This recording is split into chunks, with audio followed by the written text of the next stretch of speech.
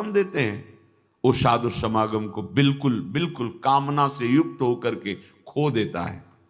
ये छोटी छोटी पर्चियां, छोटी छोटी कामनाएं, ये प्रारब्ध के अनुसार हैं। सुनो भरत भावी प्रबल, वशिष्ठ जी कह रहे, जिनको भगवान वशिष्ठ कहा जाता है, जो भगवान श्री राम के कुल गुरु पद पर विराजमान है, भगवान श्री राम को उपदेश कर रहे, वो भरत जी से कह रहे, सुनो भरत भावी प्रबल, बिलख कहो मुनिनाथ, हानि लाभ जीवन मरण जस अपजस विधियात। ये विधान पहले से हो चुका है। संतों के पास क्यों जाया जाता? विधान को मिटाने के लिए, पलट देने के लिए। तुम्हारे भाग्य में नहीं लिखा भगवत प्राप्ति, खूब अखंड भजन करोगे, ये नहीं लिखा है भाग्य में, ये कृपा से है। जब कृपा से साधु समागम मिला तो भव समुद्र से मुक्त होने का अवसर। जैसे आपके संतान नहीं हो रही, मत चिंता करो, आपका अंतिम संस्कार और पिंडदान जो पुत्र नहीं कर सकता, वो गोपाल जी कर देंगे। गोपाल को अपना पुत्र मान लो और प्यार करने लगो, वो सब संभाल लेंगे। आपको लगता है कोई सेवा करने वाला तो हो? संसार का पुत्र कोई बिरला भगवत मार्ग में चलने वाला होगा जो माता पिता की सेवा प्राणपन से भगवत भाव से करता हो। नहीं, पढ़े लिखे देश विदेश बहुलिए घूम रहे हैं और माता पिता घर में वो अंदर से मोह में आसक्त जल रहे हैं और शरीर कार्य करने लायक नहीं रह गया। देखो ना, आप देखो, अगर गोपाल जी का तो जब वयोवृद्ध हुए श्रीधर बाबा, हम इसलिए उदाहरण देते कि देखो भगवान के दासत्व की महिमा। उन्होंने किसी को मंत्र नहीं दिया, किसी को शिष्य नहीं बनाया, कभी जीवन में परिचय नहीं बनाया। ऐसे महापुरुष इतना बस एक गमछा टाइप लपेट लेते, पूरा ऐसे एक झोली टांग ली, एक छड़ी, बस कोई कह ही नहीं सकता था महात्मा बाहर के भाव से। नहीं, एकदम दैन्य किंचन। जब वृद्धावस्था आई, उठने लायक नहीं रह गए, तो जानते हो दसियों साधु होड़ लगती थी कि आज हम शौच धोएंगे। नहीं नहीं, तुमने कल धोया था। ऐसे जैसे बालक को माँ शौच कराती, ऐसे बाबा को शौच। कितनी सेवा, कौन करवा रहा है? हरि। ये गोपाल जी जिनको अपना मान लिए और अपने को गोपाल जी के चरणों में समर्पित कर दिए, अब उनके पितर क्या 21 पीढ़ियां तर जाएंगी। तो जैसे किसी के मन में हो कि पुत्र, शास्त्रों में आया है, पुत्र नहीं होगा तो पुत्र नाम के नरक में। पुत्र का तात्पर्य संतान से होता है, कोई संतान होनी चाहिए, ऐसा गृहस्थ धर्म में शास्त्रों ने वर्णन किया है। एकादश स्कंद में भगवान ने कहा है, जो मेरी भक्ति से युक्त हो जाता है वो सब ऋणों से मुक्त हो जाता है। मातृण, पितृण, देव ऋण, ऋषि ऋण, सब ऋणों से मुक्त, क्योंकि जीवन का परम लाभ प्रभु। तो हमारे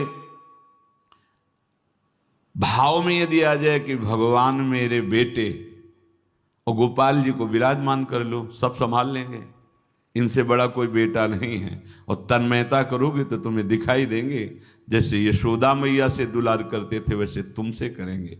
ये हम देखी बात कह रहे हैं।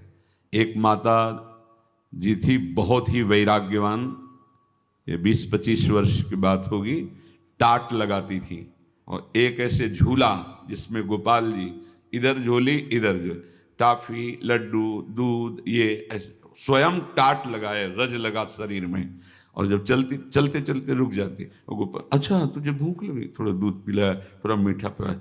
कभी इस पेड़ के नीचे विश्राम कर लिया, कभी उस पेड़ के नीचे, जो मिला गोपाल को। गोपाल की माँ नाम से हमारे वृंदावन में वो प्रसिद्ध थी, गोपाल की माँ। भगवान को जिस भाव से दुलार करो वैसे दुलार कर। तुम्हें ये चिंता नहीं करनी मेरा कोई नहीं, वास्तविक कोई नहीं, हरि के सिवा तुम जान नहीं पा रहे। हरि बीनु अपनों को संसार, माया लोभ मोह है चाड़े चाड़े दबाए। ये तुम्हारे ऊपर चढ़े बैठे, तुम्हें दिखाई नहीं दे रहा। ये जो तुम्हें बहुत प्रियता नजर आ रही ना, कि तुम्हें बहुत प्यार करते हैं, भ्रम भ्रम। एक कदम परमार्थ में ना चला जाए, इसलिए ये तुम्हारे ऊपर चढ़े बैठे हैं। कौन? मोह माया, मैं और मोर तोर तैं। माया, माया लोभ मोह, ये सब तुम्हें दबाए हुए कि कहीं तुम माया की रेखा क्रॉस करके परमार्थ में कदम न रख दो।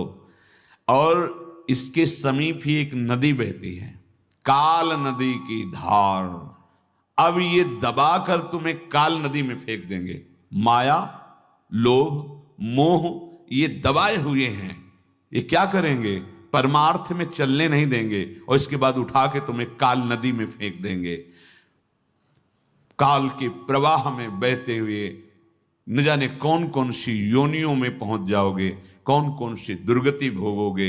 ये मानव देह इनसे मुक्त होने के लिए मिला है। माया से, मोह से, लोभ से, काम से, क्रोध से, इनसे मुक्त होने के लिए मिला है। जो तुम्हारा परिवार है, मित्र हैं, तुम्हें समाज प्यार करती है, बस वो उतना ही समझ लो। ज्यों जन संगति होत नाव में, राहत न परले पार। तैसे धन दारा सुख संपत्ति, बिछुरत लगे न बार। हरि बिनु अपनों को संसार। जैसे बड़ी नौका में सैकड़ों लोग बैठे हैं, आपस में बात कर रहे हैं, हंस रहे हैं, ऐसा लग रहा है सब एक घर के हैं। नाव किनारे लगी, सब अपने अपने उतरे और चले गए, कोई किसी से नहीं पूछता।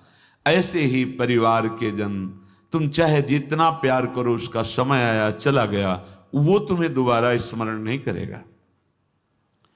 जहां शरीर छोड़ा अब वो दोबारा स्मरण, वो तो बंधन में है या मुक्त हो गया, दोनों बातें। जो भजन करने वाले वो मुक्त हो गए, जो माया से युक्त है वो बंद कर अन्य कर्मों का दंड भोगते हुए फिर अन्य योनियों में जाएंगे, और तुम उनकी याद में अपना जीवन रो रो के बिता दोगे। कह रहे कि मत अंदर से राग करो।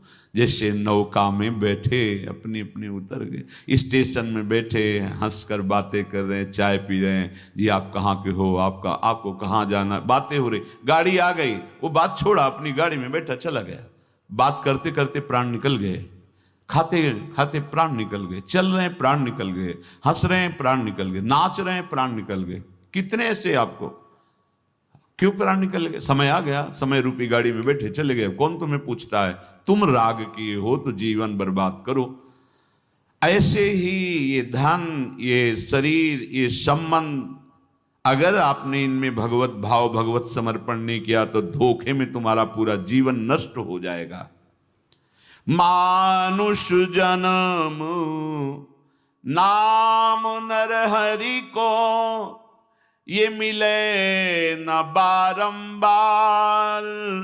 इही तन छन भंगुर के कारण, गर्वत कहा गंवार। ए मूढ़, ये मनुष्य का जन्म और भजन करने का समय, ये दो बार बार नहीं दिए जाते, बार बार तो बनत नहीं। ये समझ लो दुर्लभ वस्तु आपको प्राप्त है। सुत दारा धन लक्ष्मी पापियों के घर होए, संत समागम हरि कथा तुलसी दुर्लभ दो। सूरदास जी कह रहे, मानुष जन्म नाम श्री हरि को, ये मिले न बारंबार। यही तन क्षण भंगुर के कारण, गर्वत कहा गंवार। हरि बिनु अपनों को संसार। ऐ मूढ़, ऐ अहंकारी, किस बात का अहंकार कर रहा है? धन संपत्ति, शरीर बल, लोक बल, व्यवहार बल, ये सब क्षण में नष्ट हो जाने वाला है। यही तन क्षण भंगुर, तुम्हारा शरीर भी क्षण भंगुर, ये सब क्षण भंगुर। दो चीजें दुर्लभ हैं, क्या? मनुष्य शरीर और भजन करने का समय। एक बड़े महापुरुष के समीप बैठे हुए थे, बहुत कम बोलते थे, तो बोले, बच्चा, गांव की भाषा, गांव की, ये लाल कपड़ा पहन लिए हो तो जानते हो किसका मतलब क्या है? कहा नहीं स्वामी। संतों से जितना ले सको, इसलिए अपना ज्ञान मत बघारो उनके सामने। और प्रायः दो चार बातें जो सीख ली जाती ना, तो बड़े महापुरुषों के सामने जाकर वही बातें हम मतलब हम अपने को ज्ञानी सिद्ध करना चाहे। अरे तुम्हें जितना आता है वो तो आता ही है, उनसे लो जहां आए हो लेने। चुप रहो। जानते भी हो तो तुम अपनी बुद्धि के विषय को जानते हो, और वो बुद्धि से जो अतीत तत्व है उसके ज्ञाता है, तो उनकी बात सुनो। पर प्राय देहाभिमानी जीव ऐसा नहीं, वो आके अपनी बात, हाँ शांत रहो, समझ रहे तुम बहुत जानकार हो, पर जितना जानकार हो अपने आचरण में उतार पाए, अब मुंह बगाड़ देंगे।